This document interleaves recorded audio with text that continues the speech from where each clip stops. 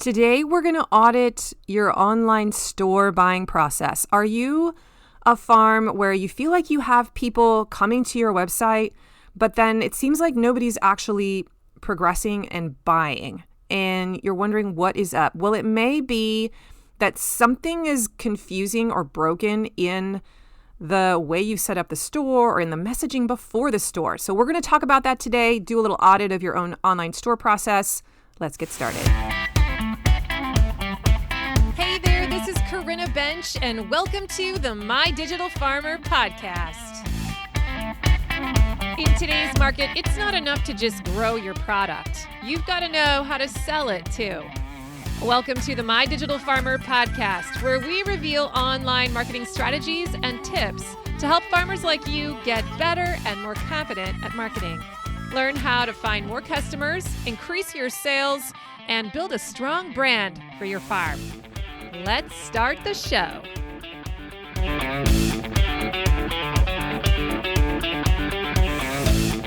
Well, welcome to episode 258 of the My Digital Farmer podcast. I'm your host, Corinna Bench, one of the farmers at Shared Legacy Farms out in Elmore, Ohio. I'm also the founder of MyDigitalFarmer.com, which is all about trying to help other farmers get more confident in their marketing and sales strategies so that you can grow a profitable business. How's everyone doing today? Big shout out to everyone who's come back to listen again and my binge listeners. I love it. If you're new to the podcast, really glad you're here today. I hope you become a binge listener too. Make sure you subscribe to the show. Go check out my first 10 episodes. I always tell people to go there. They're an onboarding into the marketing lingo. You should definitely get onto my email list as well, because when you do, I'm going to send you basically a crash course in marketing over the course of 2 months. You can go to mydigitalfarmer.com/subscribe. And probably twice a week, you'll get an email from me with the best of the best tips that you need to start your marketing journey. Today's episode is sponsored by my friends at LocalLine. Make the switch to LocalLine and scale your farm business. LocalLine is the all-in-one sales platform for farmers and food hubs. Increase your sales and streamline your processes with features including e-commerce, inventory management, subscriptions, online payments, price lists, and more. Now, unlike many generic e-commerce platforms, LocalLine is actually built for selling local food online. So whether you're a CSA farmer like us, or you sell meat, or you run a food hub, or you sell wholesale, or offer a herd share, LocalLine has the tools and features that you'll need to succeed. Subscriptions start as low as $49 a month with no setup fees, and there are no sales percentages. Plus, if you join LocalLine today, your onboarding manager will help get your storefront migrated at no cost. You'll be up and running in no time. And you guys, their service is outstanding. Bonus, as a podcast listener, LocalLine is also offering a free premium feature for 1 year with your subscription when you use my coupon code MDF2024. So any premium feature that you want, you get to choose. Make the switch today. Go to mydigitalfarmer.com/LocalLine and then enter in that coupon code MDF2024 to get that free premium feature. And now back to the show. Today's episode was inspired by a one-to-one coaching call with one of my Accelerator members a few weeks ago. It was a really helpful session, and I'm not going to name names, but the issue that came up was a very common one. It's one that I see a lot that many farmers are dealing with. And so I thought that I would talk about kind of some of the takeaways that came out of that call for all of you, because I know that there's some of you out there that could benefit from the advice that was being shared in that session. And the context of the call was basically doing an audit of their website and their online store. And here's the situation that was happening. They had actually recently received some really good press, and that had driven a lot of traffic to their website. And they were hoping that that would convert, that would lead to sales in their online store for their meat products. And so they could actually go into Google Analytics and see that there was a lot of traffic that had come into their website, but nobody was buying. There was very, very low conversion rate. I forget what they told me what it was, but hardly anybody was actually purchasing. And so they were frustrated and confused and said, what's going on? Why are people coming here, but they're not buying? We suspect that it might be something to do with our online store. So I went and took a look at the website, and I pretended that I was a buyer trying to look into their product line and decide, I want to get some chicken. And it was confusing. Kind of moral of the story, once I clicked onto the actual store page, it was not clear what I was supposed to do. And there were so many questions that were coming up for me. And as I sat down with them and kind of showed them the process and where the disconnect moments were happening, I think it kind of opened their eyes and said, oh, yeah, I can totally understand why you might think that. And it gave them some direction on what are the elements we need to try and fix here in the store. How can we set it up a little bit differently so that those moments of confusion aren't happening for our clients? And let's just test that and see if that could be the issue. So maybe it's something else, but I suspect that this was one of the reasons why they weren't having a conversion rate like they wanted. And so I want to walk you through what some of those observations were in this episode today. And I'm hoping that some of you who are listening today will find this helpful, especially right now. I think this is going to be dropping sometime in the month of April. Before we really get into our season here in North America, you can be asking this question before you put stuff into the store. Make sure that you've got this stuff dialed in, or you've at least thought about cleaning up some of the confusion points before you're going to start driving people to that tool to generate revenue. So let's just first of all talk about the first big issue that came up for me, and that I think is probably the most important one that you all should make sure you're thinking about as you audit your own online store and your own online ordering process. When I got into the actual store, so they had like a button on their website that said, buy now. And when you clicked on it, it would take them into the store platform. I don't think they were using Localine. No, I know they weren't. They were using Squarespace, and it was very beautiful looking. But I told them right away, I said, I don't know, based on, where I just came from on the homepage of your website, I don't exactly understand how the buying process works. So I can see what you sell, and I might be intrigued about this turkey breast here. But once I click on that turkey breast and put it into my cart, I'm not sure how I go about getting it into my hands. Like, what happens now? How does the fulfillment piece work? Am I going to, pick it up at your farm? Is there going to be a pickup location? I just didn't know what the next step was. Now, when I actually got to the checkout page and I started entering in my name and all the form fields, there was a part of the process where you have to then say, this is where I want to pick up my product. And that section was also very confusing because there were two different sections, two different sets of radial buttons, and actually one of them almost looked like a duplicate, and I was confused as to why there was a second duplicate.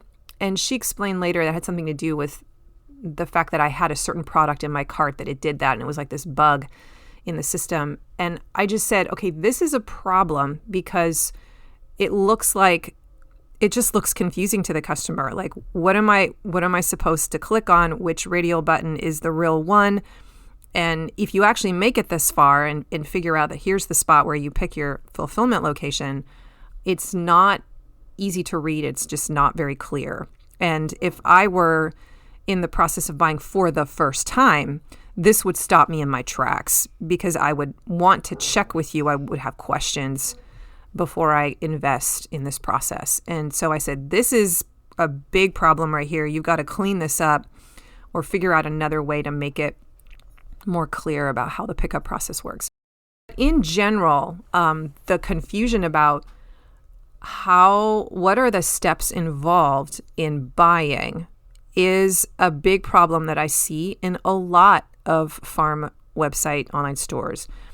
And one of the issues is that there often isn't a place on the online store platform that we have purchased on that, main page where all the items are showing. There often isn't a place that reviews the process, right? There isn't like a widget section at the very top that kind of reminds them, hey, step 1, put your items into your cart. Step 2, choose your pickup location. Step 3, pick up your order and start cooking or whatever, right? Like there's nowhere where you can sort of spell out the process or the key steps. And that isn't always something that you can fix. Like if you're limited by your online platform and you can't do that, well, then the solution is that you've got to put that information on the page before they buy.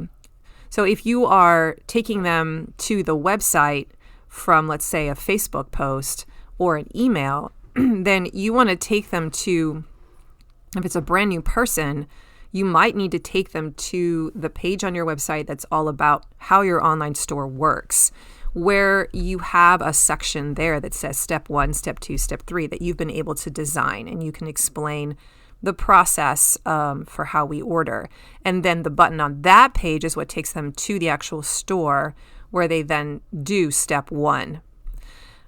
So that's something to pay attention to. If you haven't clarified the process, the 3-step plan, in like that pre-step, you're going to have some people who are confused. And that might be something to test and to optimize, to just try that, add that feature, add that messaging element somewhere in the buying process before they get to the store, so that when they get to the store, they're not confused about how to go about it. Another way you could do this is if you were advertising like directly from social media. Let's say that you're doing an ad or you're pitching something in a post on social, then you need to spell out the buying process in the social post. So step 1, give the link to the store and then be like, step 1, choose your items, put them into your cart. Step 2, you'll be asked to choose your pickup location. Here are going to be the 4 options. And step 3, check out, and we'll meet you at the so-and-so site. You can start cooking your meals, right? You want to spell it out there, give them the plan and the process there, so that when they click on that link and they're taken to that page that doesn't have the overview, they've read it somewhere else before. Okay, this is really, really huge. I see this as a major flaw in a lot of the auditing processes that I do. And I almost wish that I could round up all of the e-commerce platforms and bring them into a room and say, hey, can you please design a widget or some element that we can put onto the banner or right below the header image of our stores that allows us to kind of customize the language of the step 1, step 2, step 3 process, because I think that would help people immensely, especially if they're a brand new person and they're getting sent to the store. There is no language right now in a lot of these places for, how this works. So take a look at that and see if that might be something you can adjust. Today's podcast is sponsored by Farm Marketing School. This is my monthly membership where farmers can come in and build marketing assets one at a time in special 30-day build projects that I've created for you. Right now, there are 8 projects inside of Farm Marketing School, and every month a new one gets added, and you basically subscribe for 30 days, or you can stay in for a couple months or 3 months. You can stay in the whole year. But what you're doing is you go inside and you decide, this is the project that I want to work on. You take the class, the workshop class that's recorded, you just watch it, and then you build it yourself. So this is the DIY version of Accelerator. There's no coaching element or mastermind or Zoom meetups. It's just you going in there, watching the class that the accelerators saw live with me, and then working on it on your own. So if you're a DIY type of person and you think you can do it yourself, this is an amazing resource. There are projects in there for how to build a promotion plan, how to build your email nurture sequence, how to write a great weekly email, how to build the website homepage messaging, what goes on that homepage, how to build a lead magnet, and more. So if you want to see what's in the Farm Marketing School, you can head to mydigitalfarmer.com/FMS. And I encourage you to subscribe for 1 month. Check it out. I have a whole onboarding, like a crash course in marketing that I encourage you to take in your first week. There's an assessment inside of there that's going to help you know which elements you should build first. It's so good, and I would love it if you would give it a shot for a month. Let me know what you think, and if you decide you like it, you can stay in there for several months in the off season and get a ton of your marketing stuff done. Okay, I want to share a few other kind of suggestions that came out of this audit that I think would be quick fixes for you as well. When I went into the store and I saw all the items, the other issue that came up for me was that there were so many products, and some of them looked organized by category, but there were a few items that were inserted into what I would call, let's say, the chicken category that didn't feel like they belonged in the chicken category, or maybe I wouldn't have put them in that sequence. Like I would have put them lower down in the list of things in the chicken category because they didn't seem like one of the priority items, and yet they were like listed third. So I would pay attention to how is the actual product inventory organized visually on the page.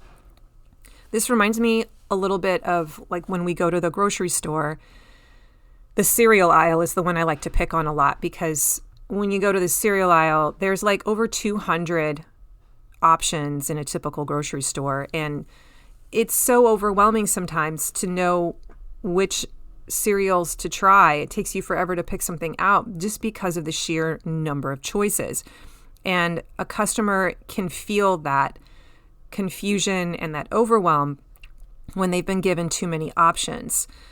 So how we structure visually the storefront for people, I think really does matter. And if you can have some control over what are the different products, what's the sequence in which I list these products, that's going to help the customer know, oh, these are the priority items. These are the ones near the top. These are the most popular items. Those must be the ones that a lot of people try, or that should be where I start first. So the positioning of the product in the category of products matters. It helps coach your first-time buyer on what you recommend that they buy. So pay attention to that. Go take a look at how you've got them ordered in the store, and just, if you can slide one down more to the bottom because that isn't really a popular item, maybe you should do that. Your gateway product should be near the top of the store. Person should not be hunting around for the thing that most people buy first in your sales funnel. So if a lot of people enter your brand through the bacon or through the ground beef, like that should be one of the first things that's listed in that category. And maybe you have a special even on it for that week. Make sure that the special of the week is located near the top. Don't make people hunt around for it. I would also encourage you to price anchor. So to put your price anchor product near the top of the sections as well. And if you don't know what price anchoring is all about, I'll put a link in the show notes, but there was a episode that I did about that a few weeks ago, or a few months ago now, and it's really awesome. I don't think a lot of farmers know about the concept of price anchoring because it was new to me when I first learned it. And it's basically a psychological trick that businesses use to kind of set the anchor of the pricing in your product suite. So it's usually a higher priced product, and you want to have that near the top because then someone sees sort of the shock of this higher price. And then when they see your other prices right next to it in comparison to it, those don't seem as high because they've seen the price anchored price. That's sort of the concept in a nutshell. I didn't do a very good job of explaining that, but it helps to have like a bundle or something that's a little bit higher priced near the top along with your first products to kind of help set the table. Like, this is the table we're playing at here, right? Like this is the pricing level that we do in our store. and that number doesn't feel so jarring to someone. If you're kind of a premium price product, that number won't feel so jarring if you've put a really high priced anchor product next to it. It'll just feel a little less shocking. So think about putting a price anchor in a different spot. I encourage them to just pay attention to the categories. And they did have categories of products, but I said, okay, well, how do you want these categories organized? Which category is going to sit at the top? Do you want people to see the chicken first, or the lamb, or the beef, or whatever?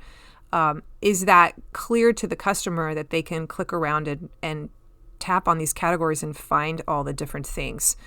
So in the case of this audit, there were just a few products that didn't feel like they belonged where they were visually. And so I just kind of said, let's think about strategically, like, you know what the popular products are. You know what the products are that you want to sell. So make sure that those are in near the top of the category itself. I'd also encourage you to look at the graphic that you're using for your product. Especially when it comes to meat products, it's so important that the graphic is a beautiful picture. Make sure that the image itself is going to give them a good idea of what they're actually getting. So if it's either the chicken laid out on the cutting board and it's clean and beautiful and it's like what we're ready to chop in our kitchen, or maybe it's, this is how it comes wrapped with the label on it, so they can visually see how large it is and imagine the volume and the sizing or the bundling of that particular package. If you have a special on that item, or maybe it's one of your most popular or your best sellers, consider adding a badge or adding a text to that graphic so that the words will pop out. So if it's the special of the week, or if it's on sale, or if it's most popular or a bestseller, put that word on the graphic itself. And that's going to catch the eye of the person as they're scrolling through these visual product lines. And they're going to say, oh, that's a bestseller. I'm going to grab that. I also encourage you to put that same language, like bestseller or most popular, in the product description itself. So if it's orange carrots with tops, right, dash most popular or dash bestseller in the actual name of the product. Remember, the goal of some of these tricks is that we're trying to make it really clear to the customer what it is that they're buying. And, the less they have to read, the better. People are taking their cues visually. So they're looking at the photograph, and that's helping them to decide, do I want this thing or not? So if you've got language on the photograph that says, here's the offer, it's a bestseller, here's some social proof, that's helping them in a split second communicate something important to them that's going to make it more likely for them to say, yes, I want that in my cart. Now, the stuff that we're writing in our product description matters too. I encourage you to add a testimonial in your product description for some of your most popular products. That's an element of social proof that might push them over the edge if they take the time to actually read the testimonial or read the product description. But overall, the goal is that the way we organize the products into categories, the position we're putting them in within the categories, the picture itself, the language or text that's on the picture, these are all designed to communicate within milliseconds visually to someone to make it really clear this is the thing you're getting. We want to remove confusion, okay? So those were the biggest elements that came up for me when I was going through the audit process with them. The most important one, though, was the one I brought up at the beginning, which was, is it clear how the buying process works, how the fulfillment piece works before they start putting things in their cart? I know that stuff is going to be like step 2 or step 3 in the checkout process, but they're not going to want to take the time to go through all this, putting things into the cart stuff if they're not really sure what's happening on the other side. So let's make sure that we've communicated that in our marketing before they even get to the store, so they understand the process of how buying works. That may be all you really need to do first to fix some of your conversion issues in your online store. I want to challenge you this week to take a look at your buying process and see if some of these things are resonating as you go in there and look at your store. Be like, oh, yeah, I could fix this language. I need to make the process more clear. Another thing you could try is getting a friend who's never bought from you before to go and walk through the buying process. Say, hey, I want you to go to my website and I want you to pretend that you want to buy XYZ, and ask them, like, is it clear? Where were you getting confused? And then see if there's something that you can do to fix that buying journey. All right. Well, I hope this was helpful. That's all I got today. Today's show notes can be found at mydigitalfarmer.com/258. And if you liked today's episode, please share the link with a friend or go into a farmer Facebook and tell people about this podcast. I want as many people as possible to know about this amazing resource that's here to help farmers learn how to sell better. Now, don't forget, I am now on Instagram at mydigitalfarmer. I would love to meet up with you there on Instagram stories, is especially where I like to show up. I share a little mindset coaching tip or a marketing tip as they occur to me throughout the week. I also want to encourage you to get onto my email list because I have some free stuff to send your way to make your farm marketing better, like 2 months worth of coaching, an email once or twice a week. It's so good. I've gotten so much good feedback. Go to mydigitalfarmer.com/subscribe. That alone is going to help you learn a ton about being a better marketer. Thanks for joining me today, you guys. Have an amazing week. I believe in you. I'll talk to you next time. Bye-bye.